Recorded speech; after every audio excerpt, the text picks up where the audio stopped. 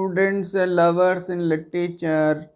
How are you? I think you are under the grace of God and umbrella of God blessing. Today we are going to discuss a story either for the purpose of academic exam or competitive exam in university colleges syllabus or competitive exams by Catherine Mansfield, The Doll's House। Katherine Mansfield की एक कहानी entitled, जिसका title है the doll's house. हम चाहे ये कहानी आपके एकेडमिक एग्ज़ाम पर्पस से हो या कॉम्पिटिटिव एग्ज़ाम पर्पस से हो, और यदि आप साहित्य प्रेमी के रूप में भी साहित्य पढ़ने पढ़ाने का काम करते हैं, हम इस कहानी को चर्चा में लेते हैं। ये कहानी हम 2 पार्ट में डिस्कस करेंगे। पहला जो उसका पार्ट शेड्यूल 1 जो रहेगा, उसमें हम स्टोरी राइटर, द स्टोरी और कैरेक्टर्स, थीम, ये हम बात करेंगे। और पार्ट सेकंड में हम टेक्सुअल समरी को लेते हुए एट लास्ट कोरिलेट करेंगे और इसके मैसेज की बात करेंगे। सबसे पहले मित्रों, when we come to the story writer की हम बात करते हैं। Katherine Mansfield, born in 1888 and died in 1923, a short span of life, and she is the modern writer of the 19th century। 19th century की लेखिका के रूप में एक बहुत बड़े रूप में उभर कर आई। born in Wellington, New Zealand and settled in London, associated with Middleton Murray, and later on in 1918 she married। बाद में मिडल्टन मरी से साहित्यिक यानी संबंधों के रहते हुए आगे चलकर 1918 में शादी हुई। हमारी लेखिका अपने छोटे से इस जीवन में एक नावलिस्ट के रूप में, एक कहानीकार के रूप में एक बड़ा मकाम बनाया। सी is especially known for her prose writing। अपनी एक विधा के लिए, अपनी अनूठी विधा के लिए जानी जाती है, और अपने स्टाइल में, अपनी कहानियों में, अपने उपन्यासों में यदि हम देखें तो इसमें सबसे जो बड़ी बात आती है वो एक तो हम इनकी कहानियों में रियलिज्म पाते हैं। रियलिज्म, यथार्थवाद, जीवन का यथार्थवाद पाते हैं। और दूसरा हम psychological study, specially children psychology, और दूसरा हम यानी पाते हैं मानव मनोविज्ञान का पुट हम पाते हैं। समाजवाद की यानी भावना हम पाते हैं। यथार्थवाद की भावना हम इनकी स्टोरीज में, नावल में ज़्यादातर पाते हैं। इनकी स्टोरीज, नावल्स सभी तरह के विषयों पर यानी हमें मिलते हैं। जैसे हम प्राइड एंड प्रेजुडिस की बात करें, अ कप ऑफ टी की बात करें, और प्रेजेंट जो स्टोरी है इसकी भी हम बात करें। यह story basically on the ground of psychology and on the ground of realism in the swing of socialism। इस कहानी का मेन जो धरातल है वो मनोविज्ञान है, और यथार्थवाद है समाजवाद के यानी माध्यम से यथार्थ को, वो इस दुनिया की यथार्थ को, समाज की यथार्थ को प्रेजेंट करती है। हम इस कहानी को पर्टिकुलर कहानी के माध्यम से बात करें, as soon as we start to deal the title, जो ही हम इसका टाइटल डील करते हैं, जो ही हम इसका टाइटल अटर करते हैं, तो हमारे सामने इसी तरह का एक टाइटल आता है, अ डॉल्स हाउस। ऐसा लगता है the doll's house and a doll's house, but those who are related to the literature and especially इस तरह के विद्यार्थी जो अभी लिटरेचर से जुड़े छोटे विद्यार्थी जो इस तरह की रेंज नहीं रखते, उनसे कहना चाहेंगे कि कंफ्यूज होने की आवश्यकता नहीं है। A doll's house by Henrik Ibsen, Henrik Ibsen का doll's house a problem play, एक प्रॉब्लम प्ले है, और उसी टाइटल से रिलेटेड यानी ये कहानी है, but it's the story and it runs on certain और इंडिविजुअल ग्राउंड। आइए हम बात करें सबसे पहले इस कहानी में, यदि कैरेक्टर्स की बात करते हैं कहानी में, तो सबसे पहले कैरेक्टर्स में, चूँकि हमारे सामने जो कैरेक्टर्स हम स्टडी करते हैं, इधर नावल और स्टोरी और द प्ले और drama, in the study of the characters on the basis of their role as the character in a story, novel, play, they are persons, but on the basis of their role they are regarded personage. As a personage, as a character in this story, इस story में जब हम पात्रों की बात करेंगे तो यहाँ हमारे सामने दो families for the purpose of social discrimination and distinction, social discrimination और डिस्टिंक्शन पर्पज से हमारे सामने दो फैमिलीज प्रेजेंट किए गए, जिसमें सबसे पहले हम एक फैमिली की बात करते हैं, उसकी कैरेक्टर्स की बात करते हैं। पहला जो फैमिली है ये बर्नेल्स फैमिली है, और बर्नेल्स में मिसेस बर्नेल आंट सबसे पहला एक कैरेक्टर इस परिवार के मुखिया के रूप में हमारे सामने आएगा कहानी में। नेक्स्ट, इस फैमिली में देर आर 3 सिस्टर्स, 3 यानी सिस्टर्स हैं, जिसमें द एल्डेस्ट वन इसाबेल, सबसे जो बड़ी है, एल्डेस्ट जो है वो इसाबेल है, एंड द मिडिल वन लॉटी, और मिडिल वन जो वो लॉटी उसका नाम है, एंड द यंगेस्ट वन, और जो सबसे छोटी है वो केजिया है। इस फैमिली में ये 4 मेंबर होते हैं। इस फैमिली में चूँकि कहानी में पैट का भी यानी जो है जिक्र आता है, and who is PAT is car driver, PAT car driver है।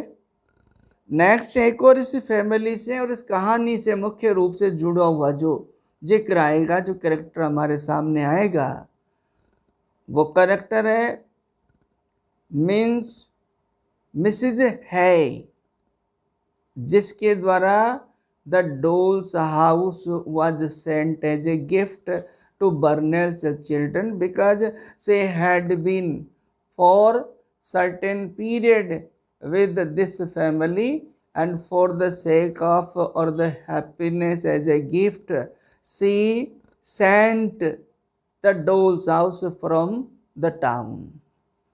और अगला जो कैरेक्टर आया हमारे सामने इसलिए यदि हम इन सब करेक्टर्स की, इस फैमिली की साइड के करेक्टर्स की हम बात करें तो हमारे सामने हो गया पेट, कार ड्राइवर, मिसेज है, guest, had been with this family for a certain time, Mrs.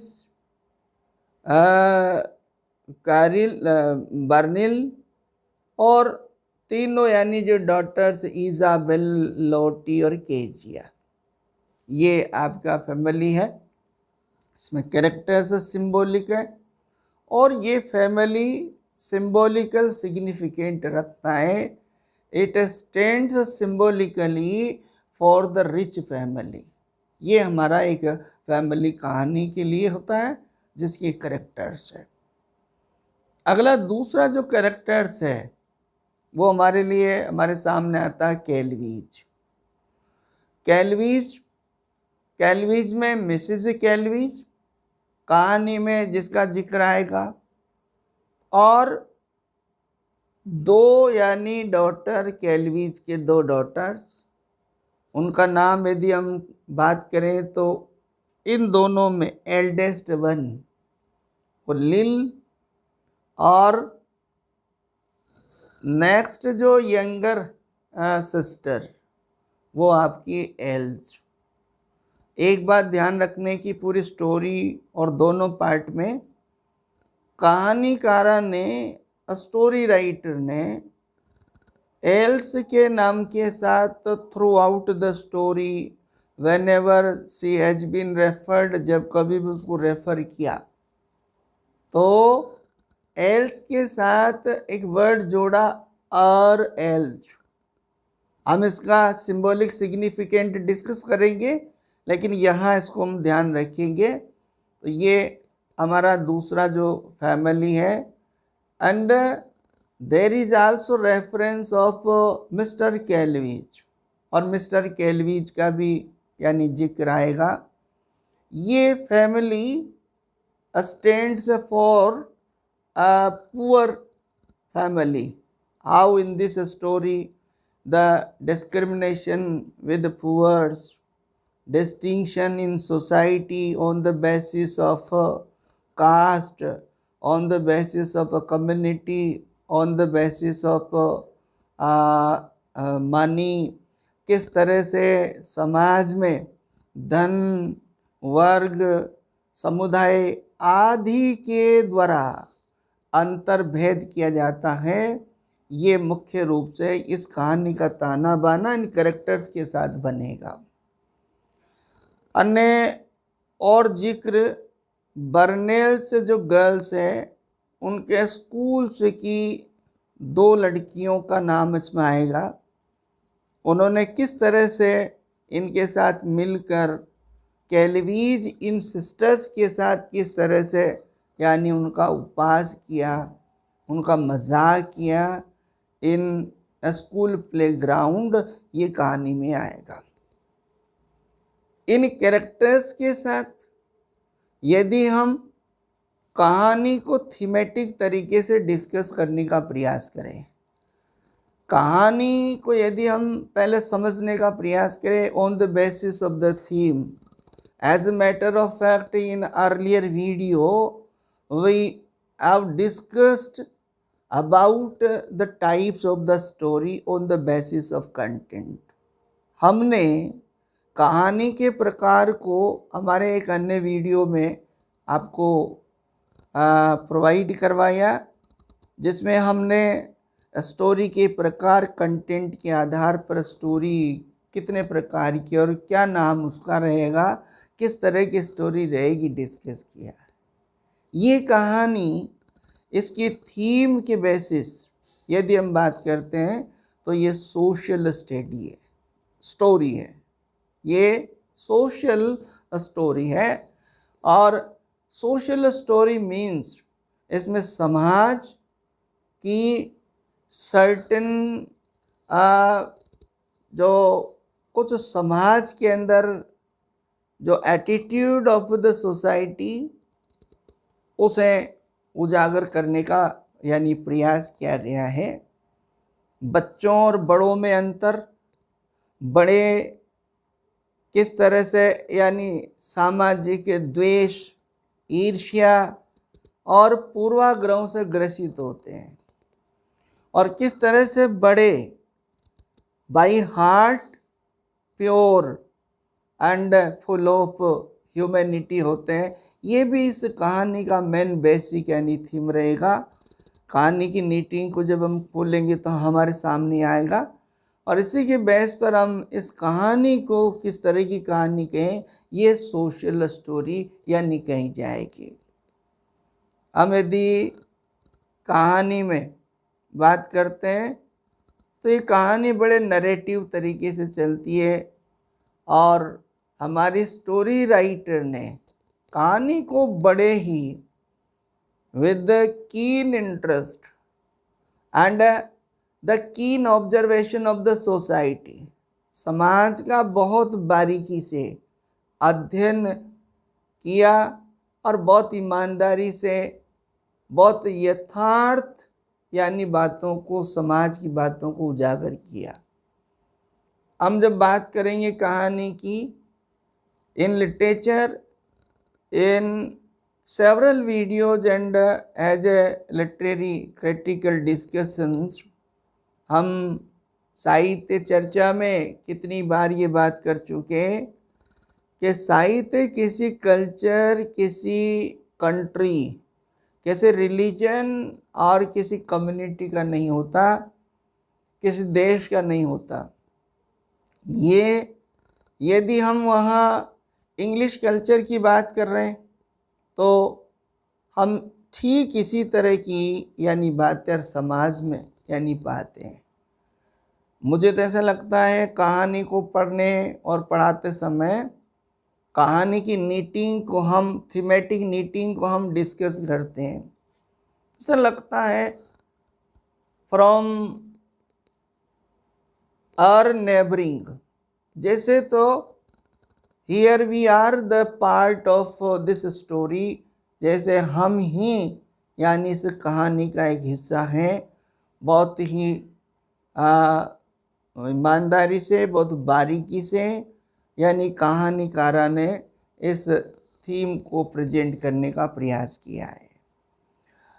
हम एक इस कहानी को इसी बेसिक इन्फॉर्मेशंस के साथ एज ए फर्स्ट पार्ट के रूप में डिस्कस करेंगे, और आप, मुझे उम्मीद है कि पूर्ण रूपेण प्रिपेयर्ड हो गए होंगे कि राइटर का स्टेटस क्या है, कहानी में कैरेक्टर्स कौन है, और कहानी की थीम क्या है, कहानी किस प्रकार की है, कौन कौन कैरेक्टर्स हैं।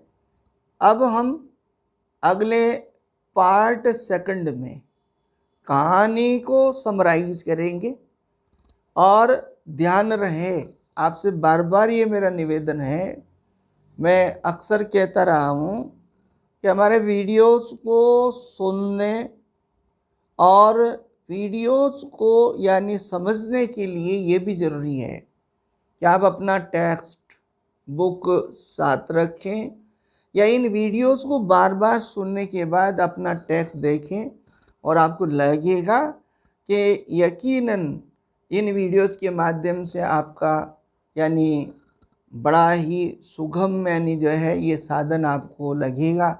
इससे बहुत यानी अच्छी आपको सुविधा मिलेगी। आप बार बार यानी सुने, अटेंटिवली सुने। अगले सेकंड पार्ट के रूप में हम पहले समरी लेंगे आपकी टेक्सचुअल, उसके बाद इस कहानी का लिटरेरी व्यू पॉइंट हम डिस्कस करेंगे। Till then, thank you, okay, meet you in next video.